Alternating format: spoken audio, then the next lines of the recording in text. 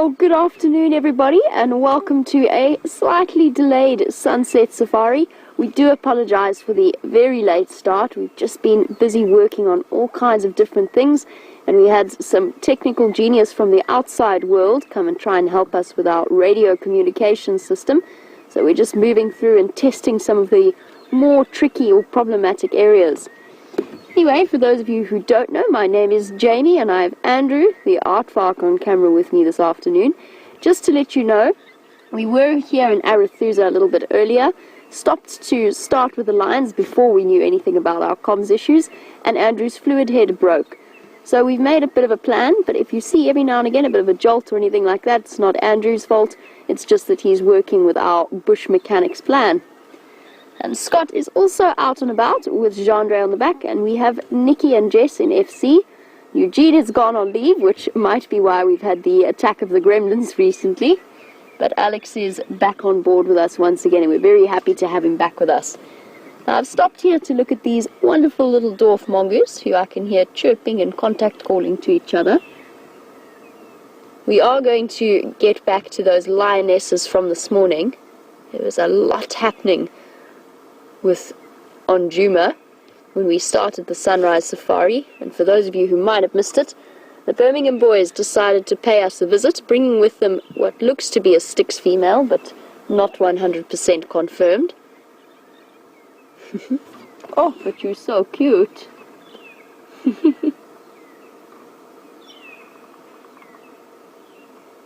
Poking his head out of the termite mound there. So the Birminghams came through.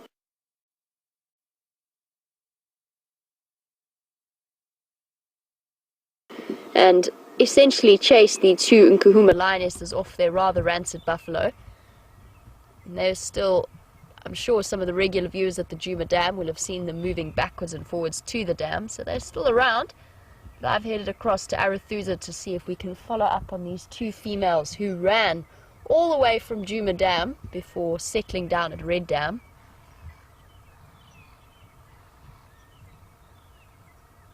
Yes, you can come out, it's okay. You can come say hello. I think this is probably the same family that live and are often seen on knobthorn clearings. Knobthorn is just behind us. That was so cute. Getting ready to settle down for the evening, I think. Oh, off we go. Heading out for one last insect collecting forage before night.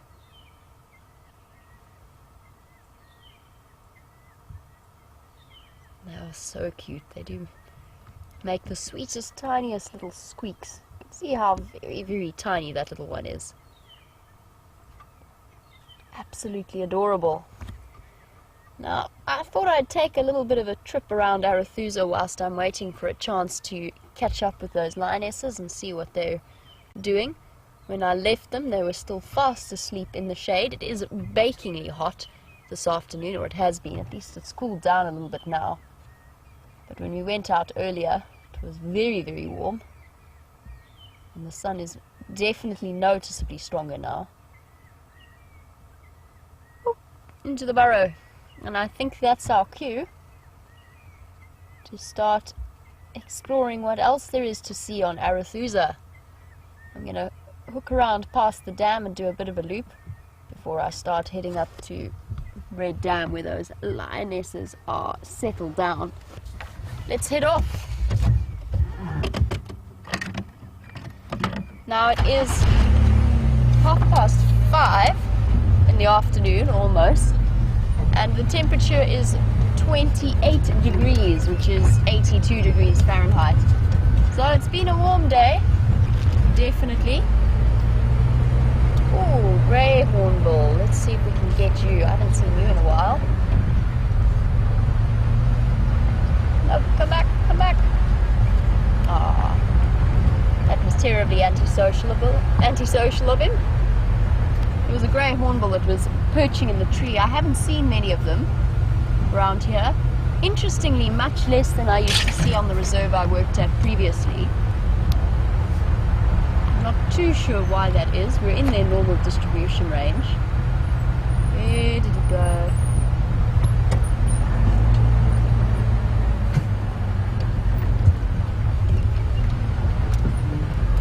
There he goes. That's hugely inconvenient, Hornbill.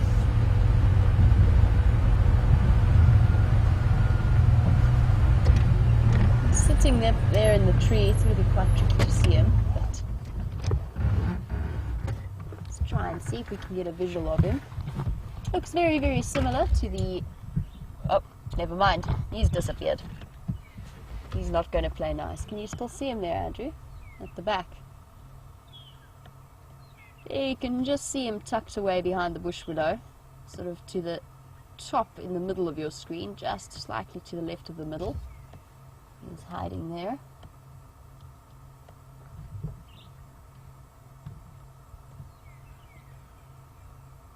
Very much the same as the yellow and the red-billed hornbills, but just with a grey beak and slightly less dramatic colouring with that black and white.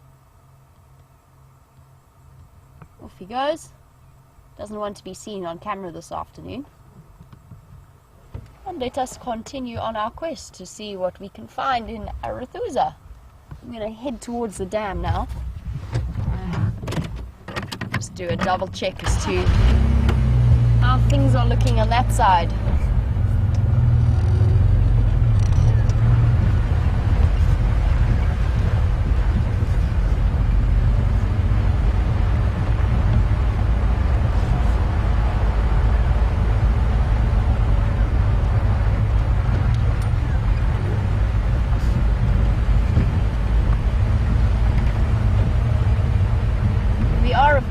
Every time we come down to this side of Arethusa, we always look on the lookout for both Shadow and her cub, young Sindile, and also either Tengana or the Anderson male. I've never seen the Anderson male, but I've heard he is absolutely incredible looking and really quite enormous. It'll be interesting to have a chance to see him.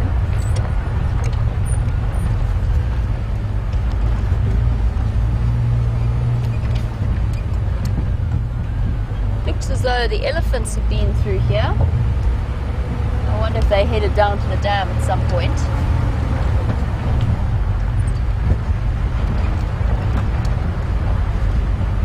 Now the lioness is that we are waiting to go and see. It's those two young Nkuhumas that were on the buffalo kill. And it was incredible how fast the action unfolded this morning, and how they responded to the presence of the Birmingham boys as well as the presence of that unknown female. Now the prides won't want to be interacting in any way, the Nkuhumas and the sticks. They generally keep well out of each other's way. She's followed along because she's in estrus, probably false estrus, but she's in estrus nonetheless, and is therefore following the males wherever they go. And they've come up into Juba to throw their weight around, and they were all calling around our vehicle this morning. It was absolutely phenomenal. There's nothing quite like that experience of male lions all calling at once.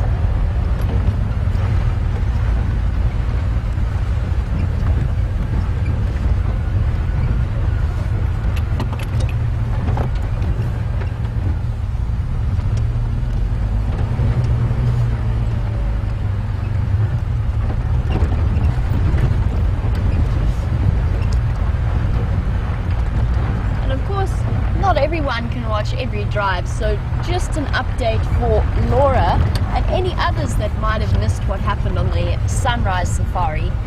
Basically what happened was Scott headed across to the buffalo carcass that we've been watching for the last few days, and the Nkuhumas have moved essentially pretty much between the carcass and then back to the dam and then back to the carcass, always looking slightly unsettled, a little bit unsure of themselves, and very round and very full of buffalo. Now this morning, all of a sudden, when Scott was sitting at the carcass, I just picked up on big male lion tracks coming up the road, as well as a female. And as I called them in, he said, "No, they're here, they've come." And Scrapper, who's the one with the dark eye, he was the first one to come in. He's got that one black eye, and he approached quite slowly. The Nkuhumas realized that he was there, and then immediately started running towards them, trotting towards them. and they upped and scampered off. And that's when Scott noticed that there was a lioness in the back as well. Now, there was a lot of debate as to whether or not the lioness who was mating with the Birmingham boys south of our boundary was an Nkuhuma or a Styx female. And I think that, judging by the interaction that happened today, the fact that the Nkuhumas immediately turned tail and fled, probably suggests to us that it is a Styx female. I think it's looking very likely that it is. And I know a lot of the viewers were asking why it would be that if the Nkuhumas have been mating with the Birmingham boys, which we saw that one female mating in the past, then why would they have fled from the Birmingham boys in the way that they did? And the answer to that is male lions that are mating with a female,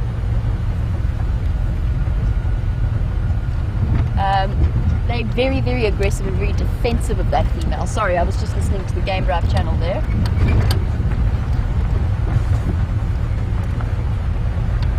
I think that they are aware of the fact that a male will be very, very defensive over the female that he's mating with.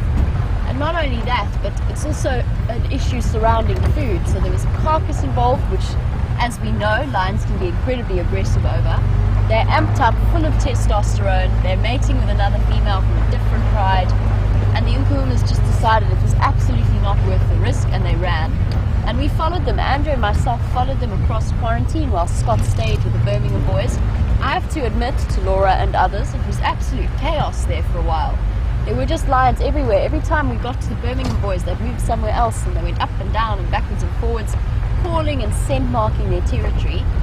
And it was very lucky that some of the viewers were also keeping an eye on the Djuma Dam camera, because they spotted the lionesses moving away from the area. And Andrew and myself followed them across quarantine for ages, until I landed in a hole, at which point we stopped following them in order to jack ourselves out, and then we carried on following them.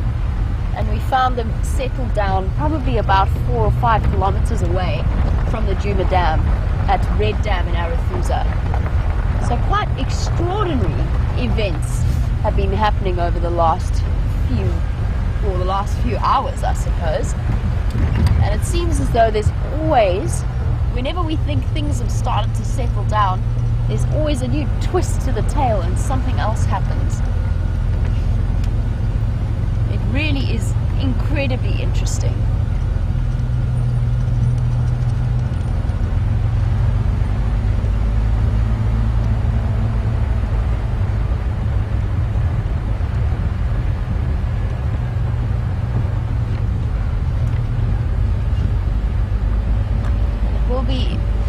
Fascinating to see how the situation plays out over the next few days.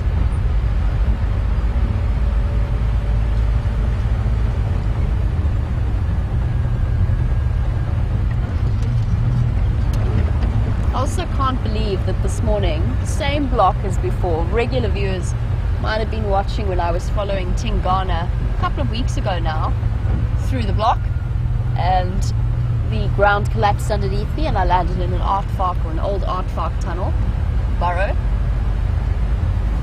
And I did it again this morning. The ground also just disappeared underneath my left front wheel. Luckily we were quite easily able to jack it up and put slot logs underneath it. So it definitely wasn't as drastic as the last time. It only took Andrew and myself about 15 minutes to dig ourselves out.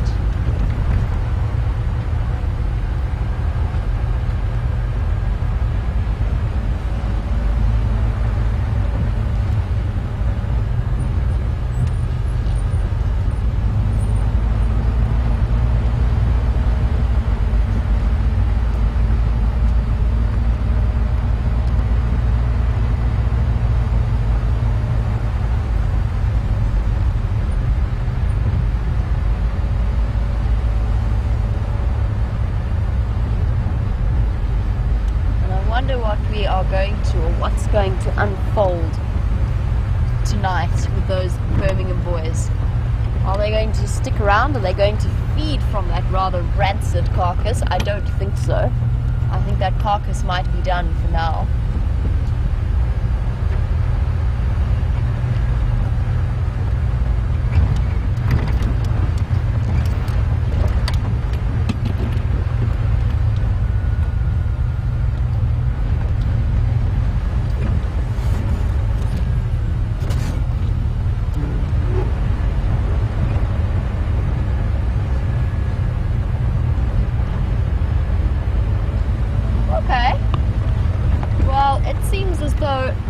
Scott's troubles with Wendy continue on, and his signal, many of the viewers will know. You okay there, Andrew? I don't know what happened. Coughing over the back of the vehicle, shame. Maybe a bug. Maybe a bug. There's a lot of bugs flying around at the moment. Oh, okay, well, I think our cameraman's okay. I think he's still breathing, which is a good sign. I'm alive. Good. Well done, Andrew. And that's very good news, because Scott will probably most likely not be out on this particular drive. He is getting his aerial on Wendy patched up, and there were a lot of signal breakups, so it's really important that we get this fixed up as soon as possible, because it is difficult to patch between us. But I'm hoping that Wendy will be back up and running very soon.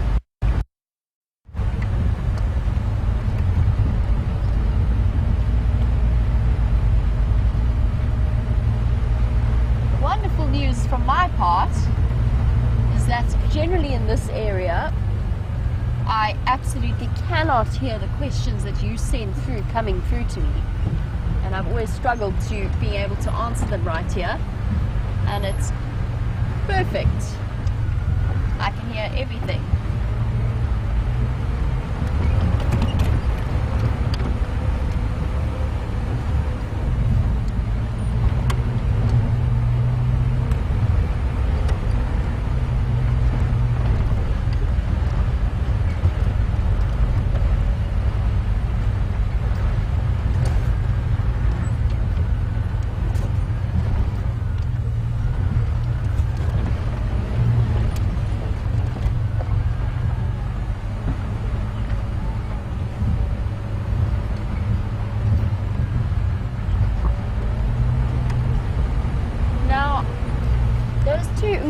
Are moving along on their own, and I've said before, it's a possibility. Prides do split every now and again, especially during a takeover, but it's usually the split is caused by young females with young cubs moving away to try and keep those cubs away from the incoming males. Now with these two Nkuhumas, we're still missing the amber-eyed female as well as one of the older females with a slightly lighter face. And we're not too sure where they are. They could be with that other sub-adult. I'm hoping they are, but we honestly don't know. And Jack, who's watching all the way in Texas, was wondering how will the Nkuhumas reunite if they can't contact call because they're hiding from the Birmingham boys. Well, Jack, I will say that I definitely heard contact calls this morning. I think not just from the Birmingham boys. I think those females were calling. It might have been what alerted them, the Birminghams, to their presence. And I'm going to stop here so we can get a view of that rather beautiful fish eagle before he flies away. Very, very striking.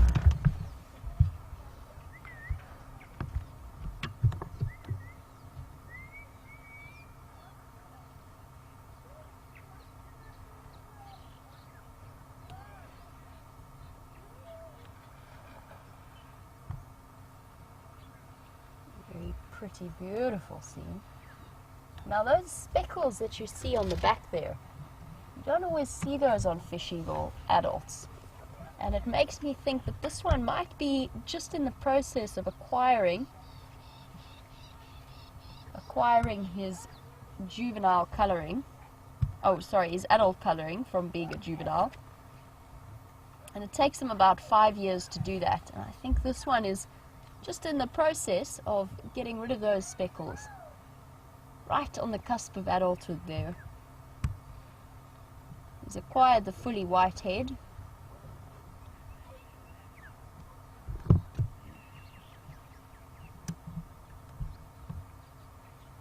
Beautiful looking bird. I'm quite impressed that at his age, maybe he's still living with his, or close to his parents. But I think it's interesting that he's managed to acquire such a nice area so young as a territory. Might just be passing through.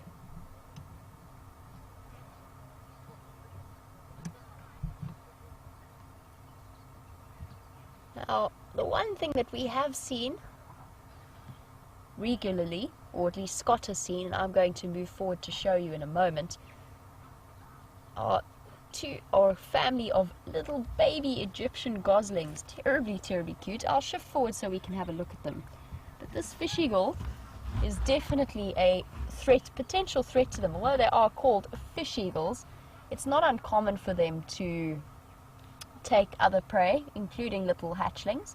I just wanted to show you what I mean about that speckling.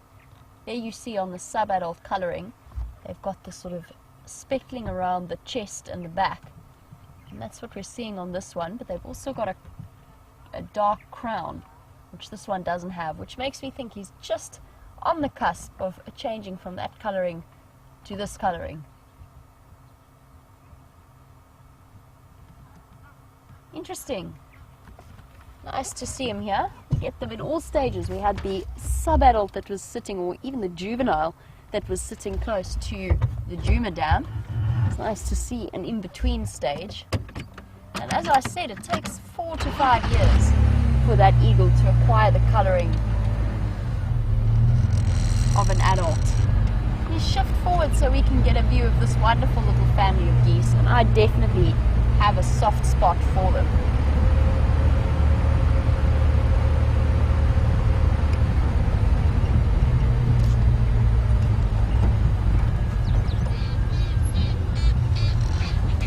There they're displaying in response to the flight of the fish eagle. Here he goes. I don't really want to put off-road tracks. Oh! You hear some guinea fowl alarm calling as well in response to that fish eagle flying around. So as I said, although they're called fish eagles, that doesn't mean that they're entirely reliant on fish. Here we go, look at them. 1, 2, 3, 4, 5, 6, 7, I think, looks like. And 2 very proud parents.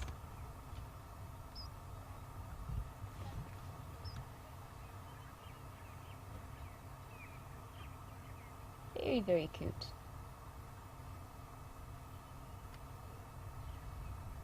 Now, I've mentioned before, I'm not sure if the viewers were watching, but I have mentioned that my dad, who lives in Johannesburg, he lives and works in Johannesburg, and he's been watching the same mated pair of geese for a couple of years now in a row, and watches their trials and tribulations as they move around the pond, and he keeps tracks of the babies. And I regularly get pictures sent through of their progress, so we feel very much intimately involved in the lives of those 2 geese who live outside his office. They are so cute and so fluffy. What little birdies are there? Oh, 3 banded plovers, all running together. Or are they? I'll try and check with my binoculars. The light's a little bit tricky. Yep, a load of little 3 banded plovers. Cute. The smallest of the plover or the lapwing family. Now, for any new viewers, this is a live safari, so this is all happening right here on Juma or Arathusa Game Reserves within the Sabi Sands. And please let us know if you are watching for the first time, and if you have any questions that you want to ask us, you must send them through on #SafariLive on Twitter, or you can email through to questions@wildearth.tv.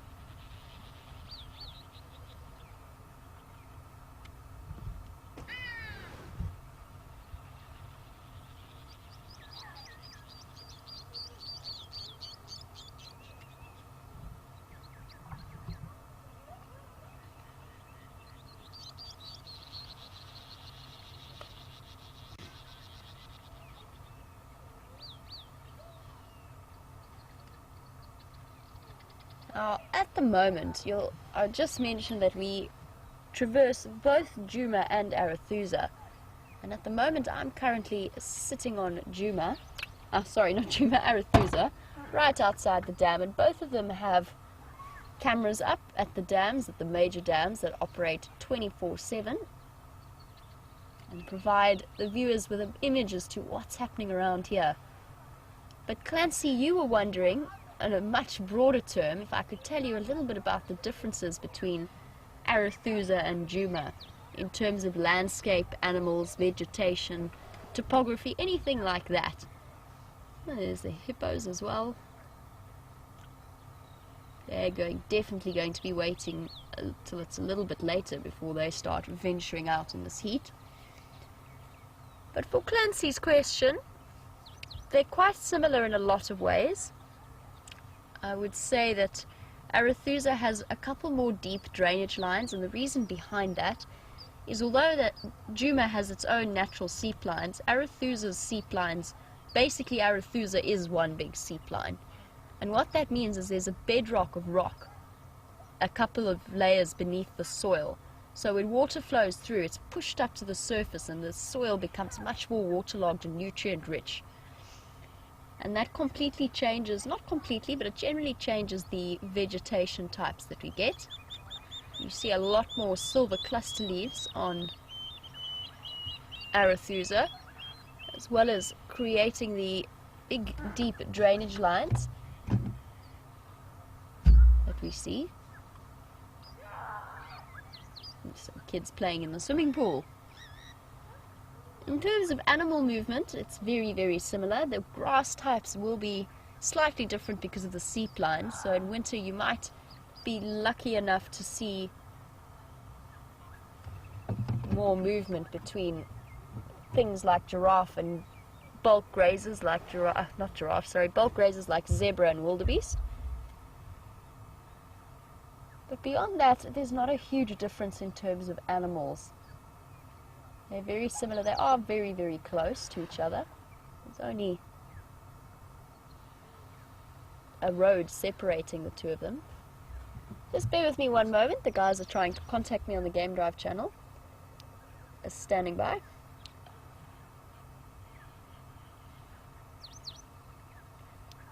Copy that, thank you. I'm just at the dam now. I'm going to make my way there. Alrighty. Now, let's go and see what those lionesses are up to, because I'm sure a lot of you have questions to ask about them, and let's see how they're looking and if maybe they're a bit more relaxed than they were when we left them this morning.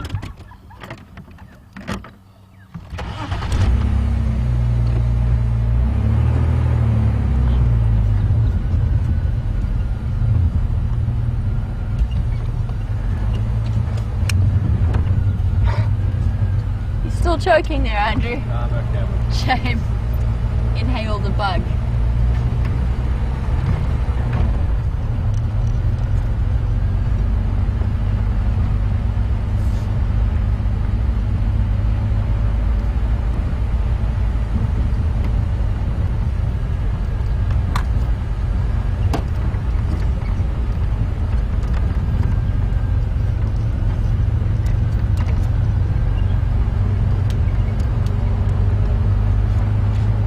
Making my way towards, when I was on the Game Drive channel, I was just asking if I could make my way towards those two Nkahuma lionesses who were at Red Dam. Now, Amy, you were wondering if I know where any of the lions are. We know where the Nkahumas are. They are at Red Dam on Arethusa, two of them. We do not know where the other two older females are, where the sub-adult female is, or where Junior is. They have not been seen in quite a long time. We saw the amber-eyed female with the other two younger females a couple of weeks ago. Brent and myself were watching them hunt buffalo. So we know that she's probably alive somewhere. In terms of the Birmingham boys, there are 3 Birmingham boys still confirmed on Djuma, very close to the dam, and they were very warm and very hot apparently, completely flat. But I'm sure we're going to hear some of them calling tonight. And keep watching the Djuma Dam camera, because I'm almost certain that even if they don't come down to drink there, which they probably will, you're almost guaranteed to hear lions calling in the night. And those 5 Birminghams definitely make for an impressive cacophony of sound. Now, in terms of the sticks, the Birmingham boys brought 1 female with them. I'm not too sure if the guys have relocated where she is on Djuma yet. but she's probably hanging around very close to wherever the other two Birmingham boys are. And it seems as though young Scrapper, the one with the big black eye, he has definitely developed quite a dominating personality, even though he is one of the younger ones. Oh, sorry, I'm being called again. I think. No.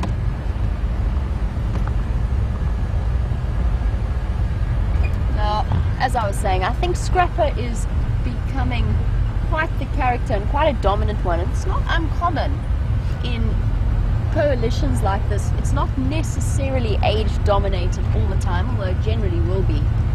But I know many of the regular viewers will be quite well acquainted with the stories of the Mapofos, which consisted of 6 male lions of different ages. There was quite a few years. I think it was a year or 2 difference between the oldest one and the younger two.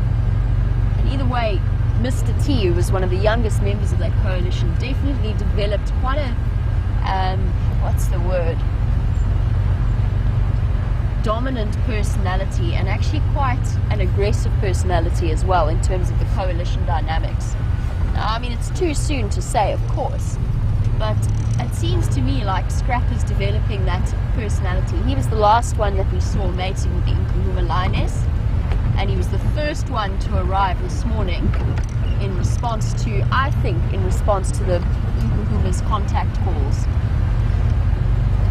So very interesting stuff happening with that dynamics. Now, Amy, you sent through that question. Please let us know where it is that you're from. We'd love to hear about that. We love knowing where all of our viewers come from in the world. It's just so much fun to think about how far these live safaris can actually reach. It's one of my favorite parts of the whole process. Of course, my other favorite part is being able to watch these stories all unfold, and we put forward a prediction or two that we think might happen, and then of course the animals go out and do something completely the opposite to what we expect them to. It really is quite phenomenal.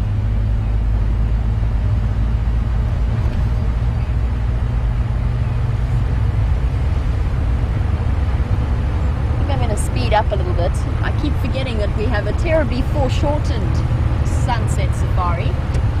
I think let's go a little bit quicker for now to get to those 2 lionesses.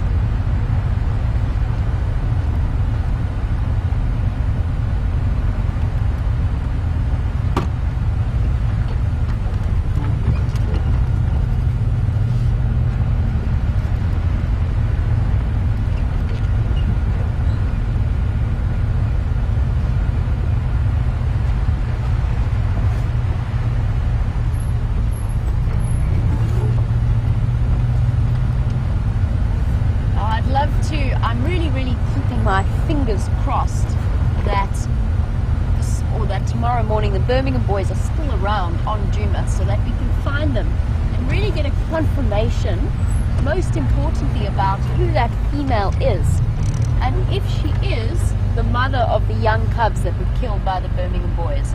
Now, we've never had any confirmation that the little male who survived the first attack, we've never had confirmation that he was killed, but he hasn't been seen in a very long time, so it seems more than likely that he has. And Sarah, who is 17 years old and from Ohio and one of our regular viewers, you were wondering if it is the 6th female with those cubs and she is mating with the Birmingham boys, and she definitely is, would she be in real estrus or would it be a false estrus?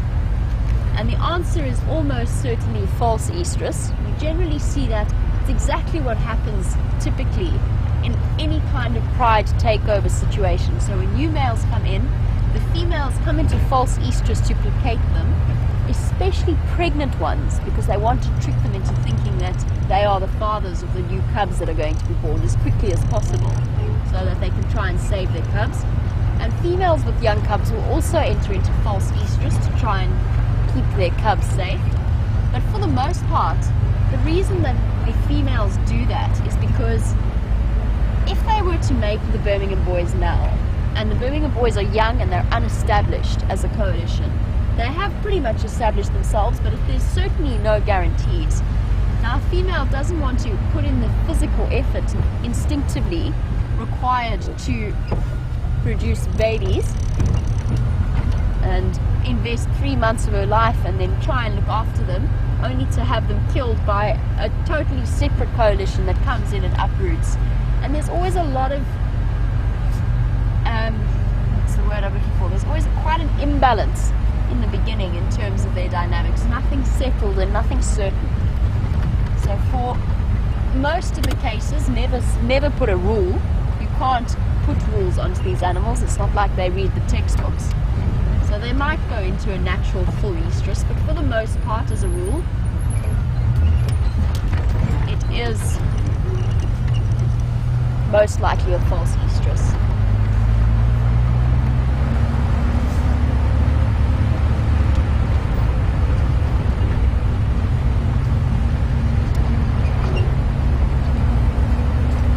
I think I've made a fatal error. Well, not a fatal error. That might be a little bit melodramatic. I don't think it's a fatal error.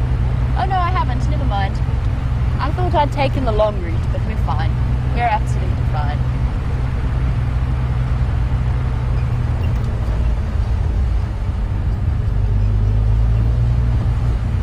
Excuse me, Franklins. Yes, thank you. Sorry. Coming through.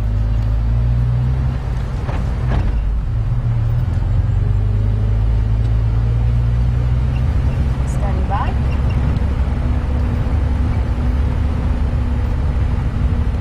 No, negative. I'm still en route. I should be unlocking the next 5 minutes or so.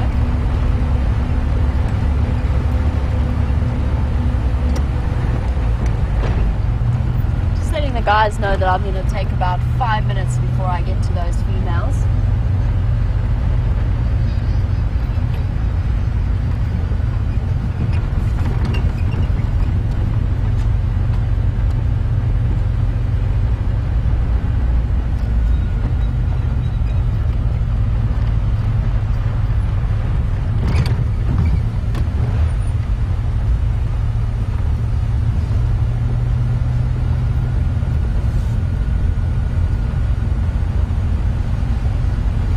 Well, although Scotty's not out, the drone is up and running, and it's currently hovering over the vulture carcass on Juma to see what they can spot from the air. So let's head across and look at that view, and I will catch up with you very, very shortly.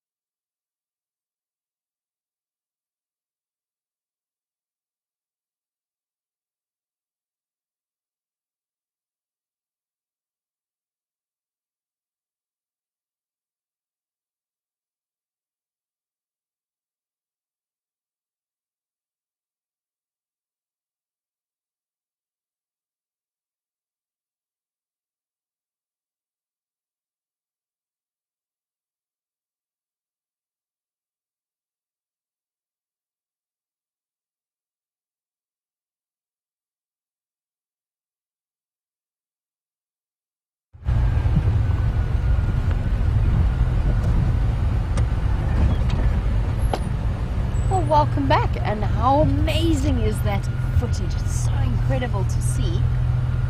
I think we've just got to the point where the lionesses are.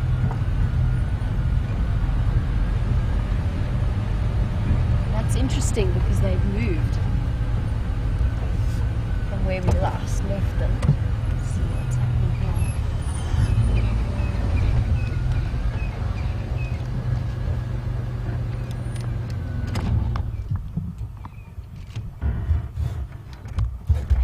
Very far. It's probably about 500 meters or so from where we were,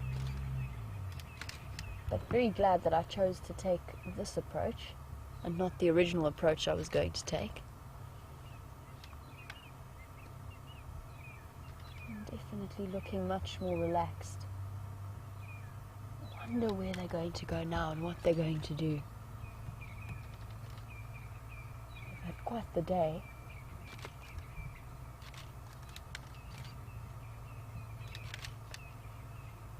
And when we were looking into their eyes this morning, we had a couple of really beautiful shots of them. They were definitely showing serious signs of fear. And they obviously, despite the best efforts at peace attempts in those mating moments, they obviously still aren't fully secure with the Birmingham boys around, and I definitely don't blame them. There's the other lioness. She's totally relaxed on top of a termite mound, just the ear frantically flicking flies away. Basically, there's 5 new males coming in. I wonder what's going to happen with them. Lion that is either male or We just have to wait and see whether or not they reconnect with the rest of their pride, and whether that young sub-adult female is still around. It's been a long time since we heard anything about her, or Junior. And Junior's definitely at the point now where he must think about disappearing off.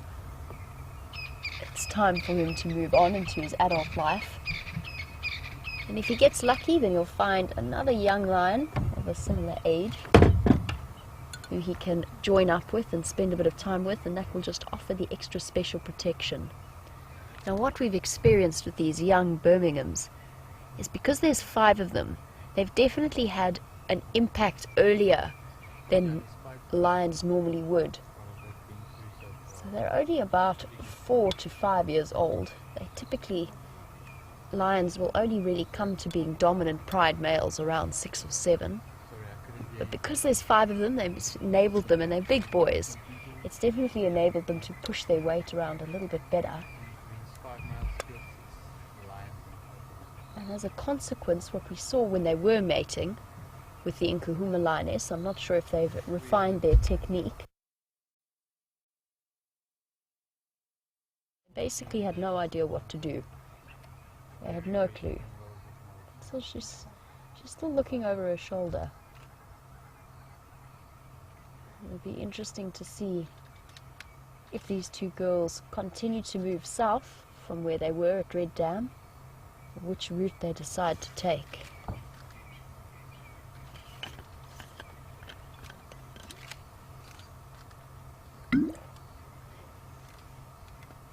I just took a sip of water and missed my mouth. That wasn't very elegant at all. Sorry, it's very hot this afternoon.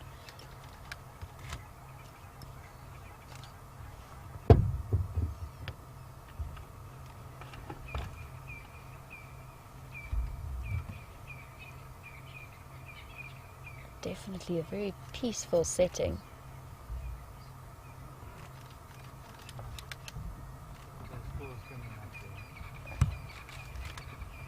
They're stretching out. Oh, giving those feet a really good stretch outwards. Oh, second lioness has lifted her head. They're up.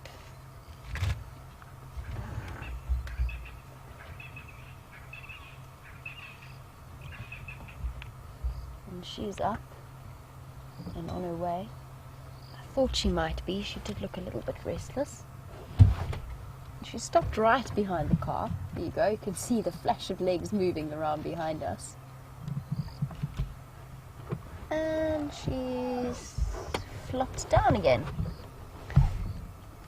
And whilst I reposition to try and, although I think I might startle her, let me try and do this nice and slowly so that we can keep her in view, although the other female has lifted up her head and is looking. Oh, she's up as well. I think these 2 ladies are going to get moving. They won't be sticking around one area for too long. Oh, that's so beautiful.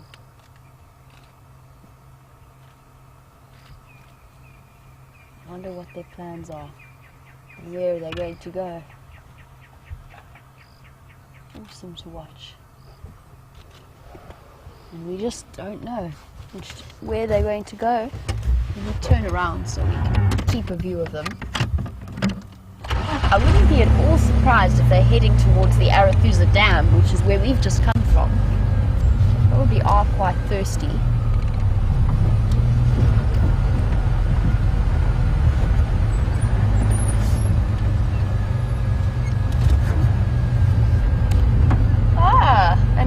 as though, despite my dire predictions, Scott is up and about and heading towards the Birmingham boys, so we can tell you both sides of this incredible story. So whilst Scott heads in that direction, we're going to keep up with these two lionesses, and we will catch up with you a little bit later.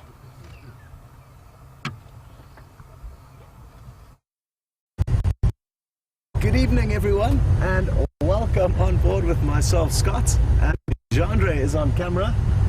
Sorry about the good news is there have been a lot of technical difficulties and gremlins that have been causing us some frustrations over the last few days that have been fixed, finally.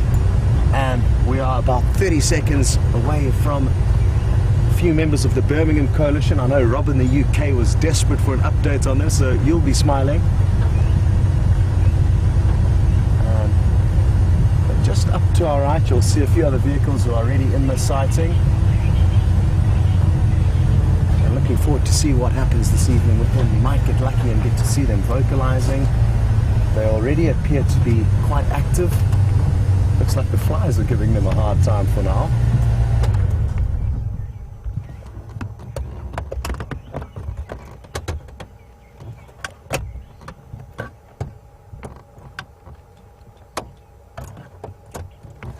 Look at how beautiful they are. We can thank Aubrey and William, who are parked off just to their left, and they are casting a wonderful sidelight onto that one male.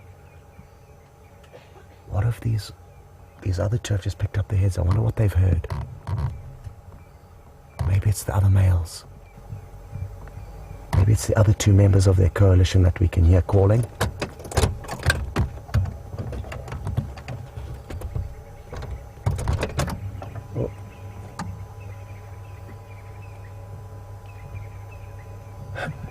You can see the lion at the back who is having a hard time with the flies. And I know a lot of you were a little bit upset about seeing all those maggots this morning, but you can thank the flies now for keeping these lions awake for us.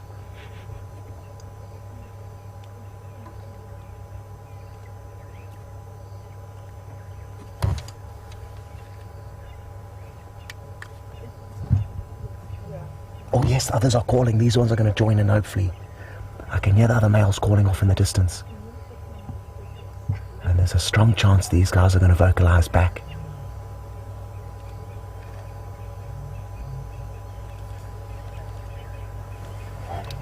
Brent, switch off there, the other Lingala vocalizing.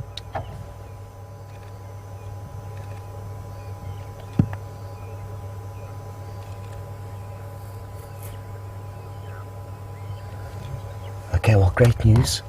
Brent is on the other side of the Mulwati riverbed. We are currently on the western side. Brent is, the western kind of southern side, and Brent is on the northeastern side. And he does have at least one other Birmingham male there, heading towards the Juma Dam. So Brent is out with Viam and Alex, who have been on the drone operation this afternoon.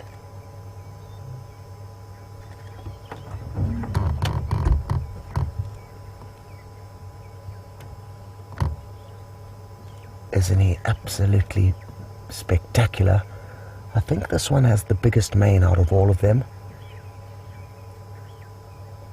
But I could be wrong. I'm still trying to get to know exactly who's who.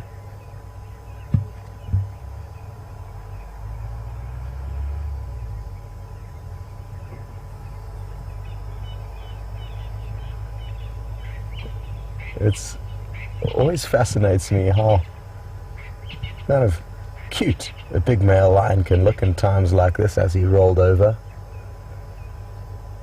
But don't be fooled by these tender moments, because these boys certainly can put on a show of aggression. We haven't seen too much of that, but that's not to say that in the coming weeks and months we'll get to see a serious clash between this coalition and another one, possibly the Matimbas, possibly the Salatis, who knows, maybe another coalition is going to arrive onto the scene.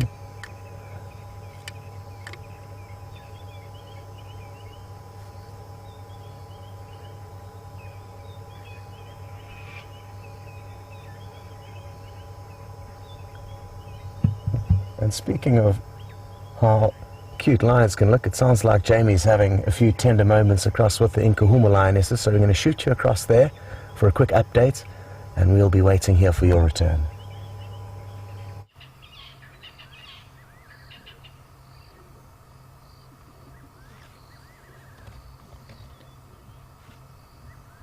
Welcome back, and sorry to interrupt you there with Scott, but just look how wonderfully affectionate these two were being with each other.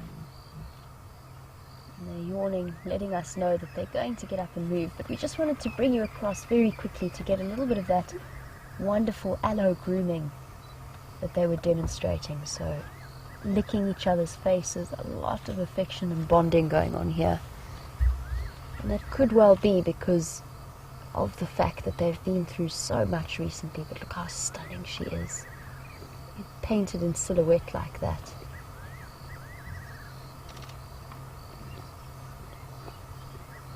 It's amazing to think that they've been through so much and retained the bond between pride members that they have. And these two are probably sisters. They're about the same age. Hello, gorgeous. They are about the same age. They probably came from the same litter. It's hard to tell, but that's what I think. And they're very, very closely bonded, and they will be for the rest of their life. Even if the Inkuhuma pride stays split, they will be around together for the rest of the time.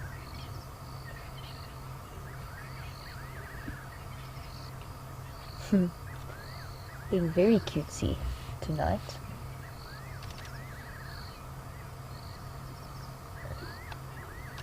Beauty girl.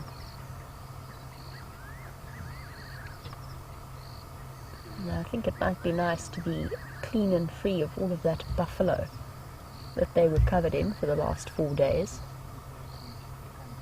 Still with fairly round bellies, so at least they got to have their fair share of the kill before being chased off.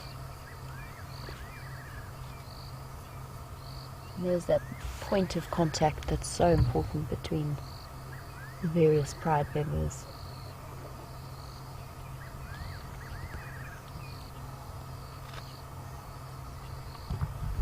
Back to sleep again.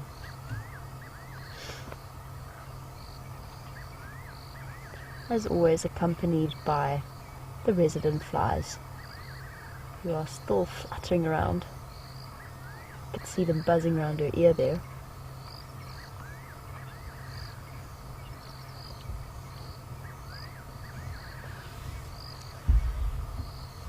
Well, we just wanted to show you that sweet show of affection between the two of them. They've both gone back to sleep for now. So I think let's head across and see if those Birmingham boys are going to start calling in the night. And I'll sit here and stay with these two and monitor the way that they respond, because even though I won't be able to hear it, they will. So we'll watch from this side. But for now, let's see what Scotty's seeing, and I will catch up with you a little bit later.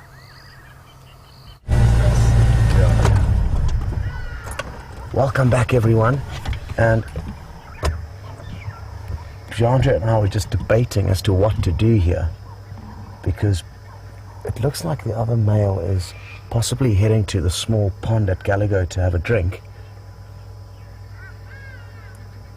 And that's why, as you linked across, you heard me switch off the vehicle. Half of me wanted to go there and watch him drinking,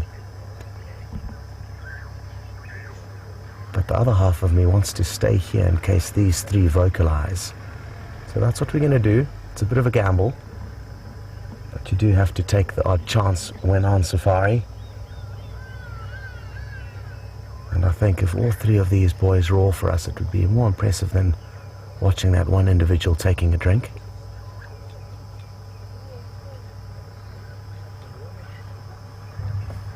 This is the first individual that we actually saw this morning when they arrived on the scene of the buffalo carcass that the two Inkuhuma lioness were feeding on.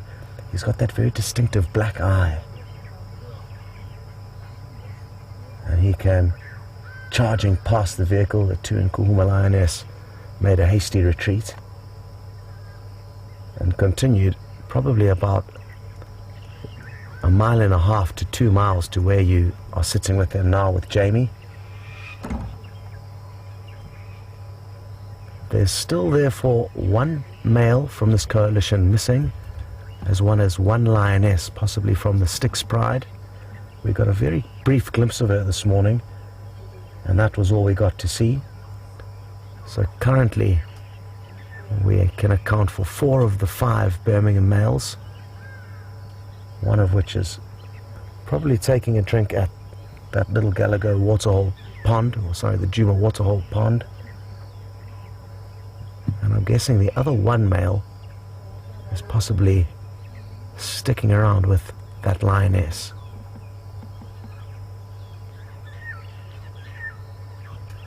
Now sadly, one thing we have noticed with these boys is that they are late risers in the evening. They don't seem to get active too early on, but hopefully that will be different this evening.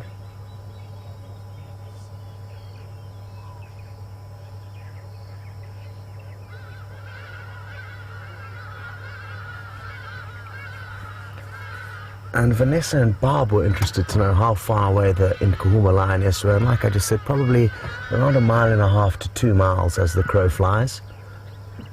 So they covered quite a lot of territory this morning. Must have been quite an uncomfortable traverse because their bellies were full of fairly rancid buffalo meat. Really interesting behavior though, because they certainly didn't flee the scene as if their life depended on it. They kind of just slunk off into the bushes. And I'm not too sure why they were possessed to move such a big distance away from these boys, but I guess it's better to err on the side of caution. Listen carefully, the other male's calling. But his 3 partners over here are giving him the silent treatment and not responding. Who knows why? You would have thought they would have given him a little murmuring of a response, but nothing. The Cape turtle dove in the background's making more noise than these 3 in front of us, as well as a few hardy-dar ibis. The Cape turtle dove was the one that was going groo, groo, groo, groo, groo. Work harder, or possibly, depending on your time zone, drink lager.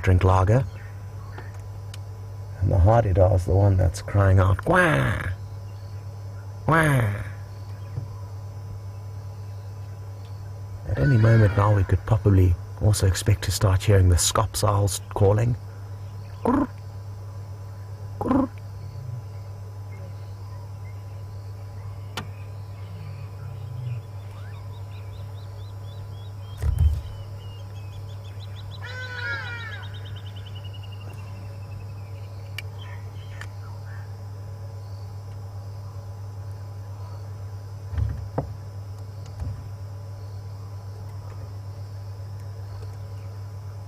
Now I mentioned earlier that that lion at the back's got a very distinctive black eye, and it's actually just the hair is actually missing around the eye, and we're not too sure exactly what happened. Right now he's entertaining himself with some fly hunting, so not too sure, Lindsay. As far as I remember, he wasn't in that state when we saw him last in probably February or March. I think we should move off to this other lion. It seems like he's going to be more active.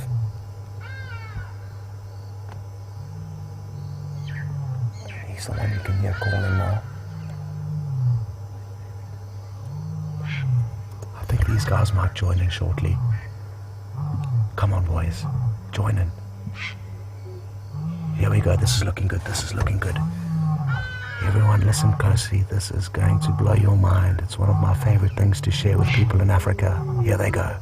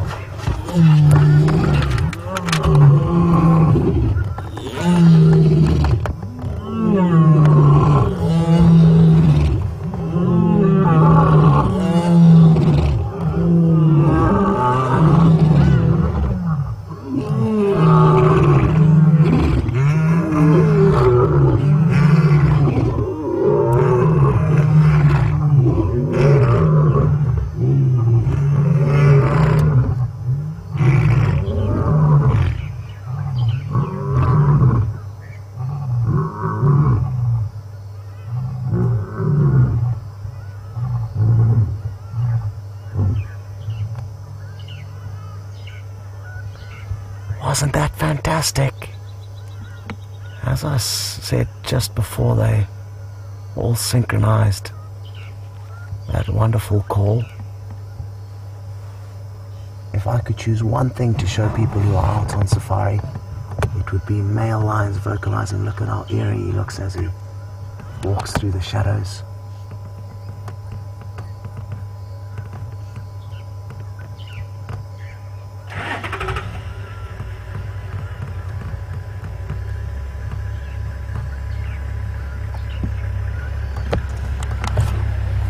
Whew. Well, that's what it's all about. That is what being on this live safari is all about, these special, special moments. And it's so good to have you all with us.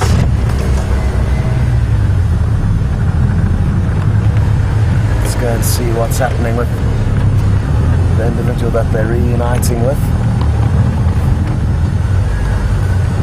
I could possibly actually even just wait here. We do have a good view of all of them from here. And we can rely on the side lighting from the other vehicles. It's always a bit tricky relying on them entirely though, because we never know when they're going to shine their spotlight off the lions, but for the moments that we do get it right, it's absolutely awesome.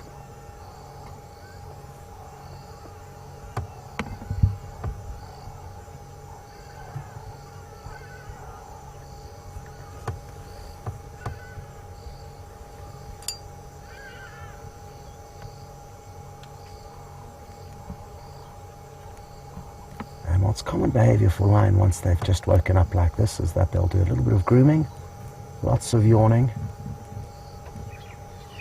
and then possibly lie down for another break. Toilet breaks often also included in their initial wake up. I'm not sure if you guys can see a cut under his right arm. There seems to be something doesn't quite look right there, so look closely for me if you don't mind, and let us know if you do notice any obscurities.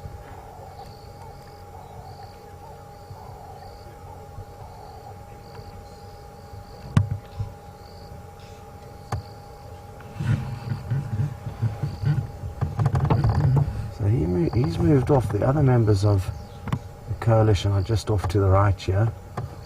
There's one there that we can see. And then another one just to the right of this individual we're looking at now.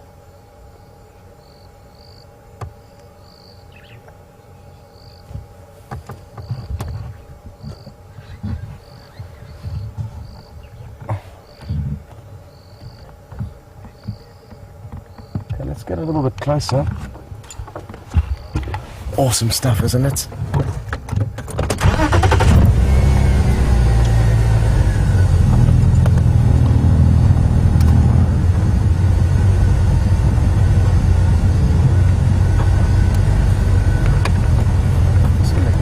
So that I don't blind Aubrey's guests as we get into position.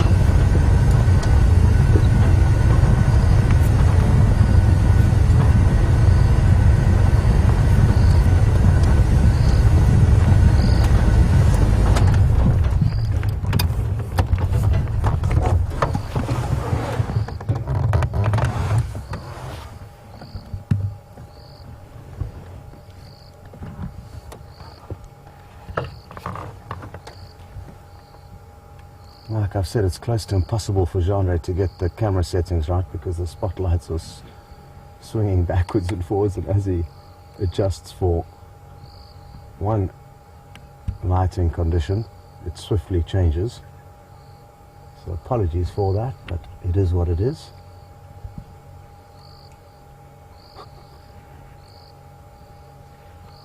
So this is the behavior I've just mentioned that you can expect to see. They get up as if they're going to march off and do something serious, and moments later they're fast asleep again. And I guess it's similar to us hitting the snooze button in the morning. You take your time to get your act together, and these lion are no different. It could take them an hour or so of this up and down before they start marching in their next direction. It'll be interesting to see where they do decide to head next. I'm hoping they get lucky and manage to make a kill on the property this evening so that they don't disappear. I'm guessing though if they don't, they're going to march north into Buffelshoek. They haven't been into that part of their new territory for quite some time.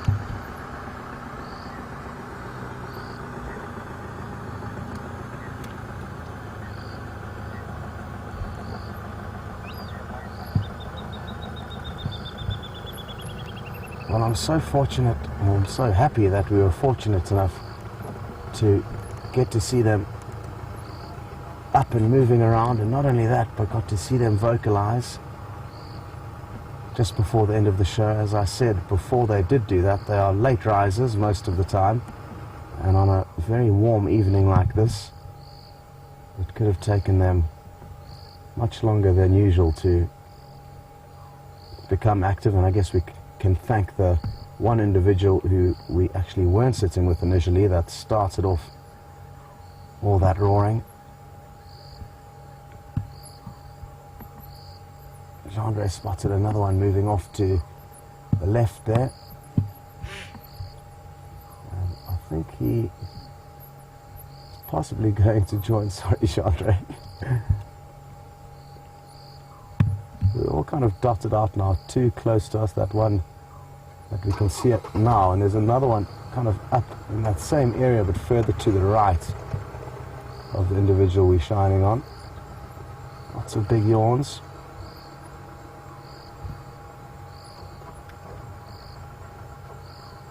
Another one we can't see, but it's somewhere over there. Because there only are a few minutes left, we're going to rush her across to Jamie so that she can say her goodbyes, and we'll be waiting here for your return.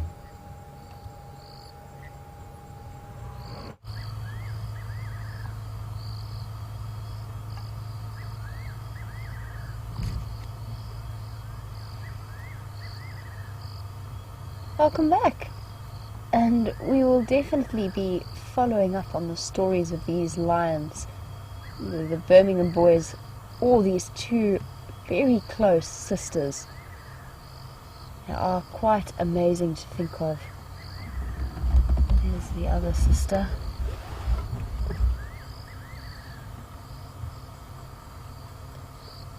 And that tightly bonded session that we just saw where they were grooming each other, just think of how frightened they must feel and insecure. And we've been seeing it in their body language the whole time. Two young lionesses, they've only ever known the safety of their pride, even if occasionally they have been on their own with the Matimba males, whilst they've spent time mating with them in the past, or with the Birmingham boys. They're still essentially pride creatures, and they've been completely disjointed and disoriented from the life that they used to know, and it's happened in such a short space of time. And now they're just two young lionesses moving together on their own. They'll be able to hunt perfectly well for themselves. They are incredibly brave and courageous, and yet quite a tragic thought when you think about just a few months ago we had a full pride of 8 members, and now at the moment we're looking at 2 of them, and where the other 4 are we just don't know. We think they might be together, but we really honestly don't know. And I'm not sure what's happening in their heads, but it is interesting to see. But we will be following up with these stories on the Sunrise Safari tomorrow morning. So a big thank you to Andrew for all of his fantastic camera work and for making it work with our bush mechanics applied to the spirit level. And a big thank you to you, the viewers, and we will catch up with you with the Sunrise Safari. Have a wonderful day or night wherever you are.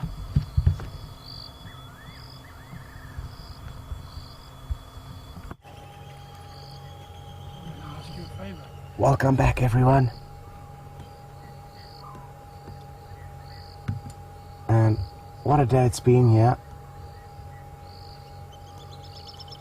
We started off with huge excitement this morning, and we finished off with a wonderful scene of those males roaring. The fifth member has just returned into this general area, but it's a little bit tricky to show you all of them with the spotlight. We can try quickly.